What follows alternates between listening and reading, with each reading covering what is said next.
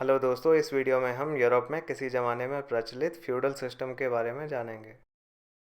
आज यूरोप दुनिया भर में काफ़ी एडवांस्ड और मॉडर्न माना जाता है, पर हमेशा से ऐसा नहीं था।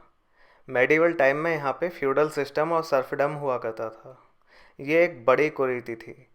तब यहाँ किसानों को अपने खेतों की पैदावार का एक बड़ा हिस्सा अपने लॉर्ड को टैक्स की तरह देना पड़ता था।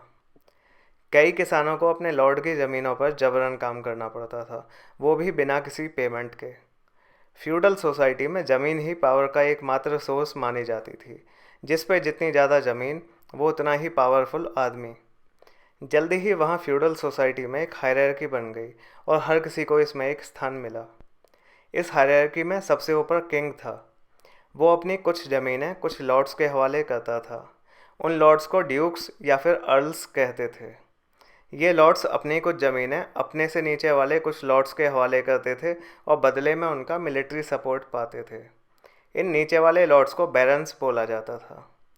इस हायरार्की में ऊपर की पोजीशन वाले को लॉर्ड और उसके नीचे की पोजीशन वाले को उसका वैसाल बोलते थे। इस तरह ड्यूक्स और अर्ल्स किंग के वैसाल थे, मतलब किंग के अधीन थे, और जो बैरन्स थे वो ड्यूक्स और अर्ल्स के वैसाल थे। नाइट्स मतलब सैनिक, वो बैरन्स के अधीन थे, मतलब उनके वैसाल थे। इस तरह हर वैसाल को अपने लॉर्ड के अधीन रहना होता था और बदले में उसे कुछ हक मिलते थे। हर फ्यूडल लॉर्ड पहले एक वैसाल था और उसके बाद एक ओवरलॉर्ड हुआ करता था, जिसके नीचे कुछ और वैसाल होते थे।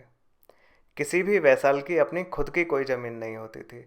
उसे ये ज़मीन अपने लॉर्ड से मिली हुई होती थी, लेकिन सिर्फ तब तक के लिए जब तक कि वो वफादार रहे।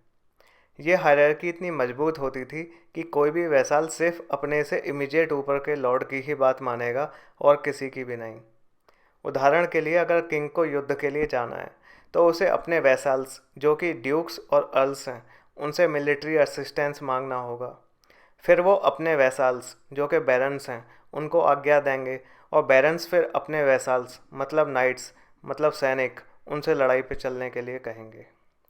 एक फ्यूडल लॉर्ड अपनी टेरिटरी में काफ़ी पावरफुल हुआ करता था। उसके अपने अलग सैनिक होते थे। वो अपने वैसाल्स पर टैक्स भी लगाता था। वो जज की तरह होता था, जिसके भी खिलाफ शिकायत आती वो उसके खिलाफ कार्रवाई करता था। कभी कभार तो कोई लॉर्ड इतना पावरफुल हो जाता था कि वो अपने किंग की बात मानना भी बंद कर देता था। इस तरह एक सेंटर ऑफ पावर कभी बन ही नहीं पाया वहाँ पे। फिर आगे चलकर ये सिस्टम वंशानुगत बन गया। लॉर्ड का सबसे बड़ा बेटा अपने पिता के वैसाल्स से वफादारी की शपथ दिलवाता। लॉर्ड के बेटे लॉर्ड और वैसाल्स के बेटे वैसाल्स बनते। ये बिल्कुल भारत के कास्ट सिस्टम की तरह था। अब हम इस व्यवस्था में सम्मिलित किसानों की दुर्दशा और सर्फडम को समझते हैं।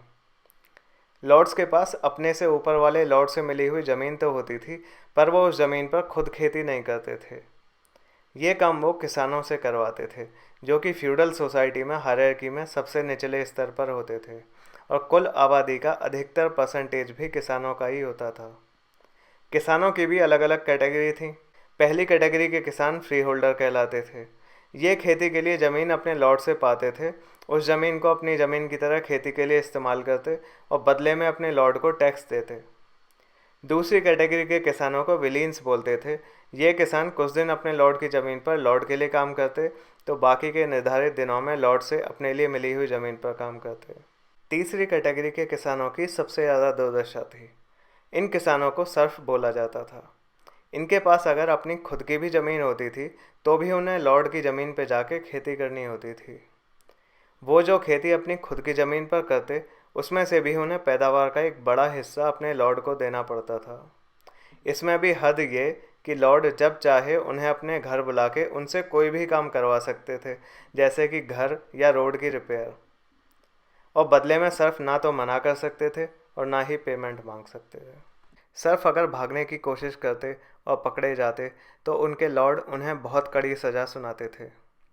तो ये प्रथा बंधुआ मजदूरी से भी बदतर थी और इसे सर्फडम बोला जाता था।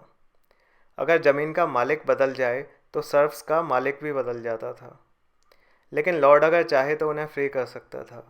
फिर जैसा कि होना ही था, किसानों के बहुत सारे विद्रोह हुए इस फ्यूडल ऑपरेशन के खिलाफ।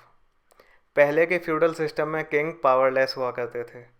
फिर उन्होंने टाउन के लोगों की मदद से अपनी आर्मी बनाना और अपनी पावर बढ़ाना शुरू कर दिया। इस तरह अपने वैसाल्स पे उनकी निर्भरता कम होने लगी और फ्यूडल सिस्टम यूरोप का कमज़ोर पड़ने लगा।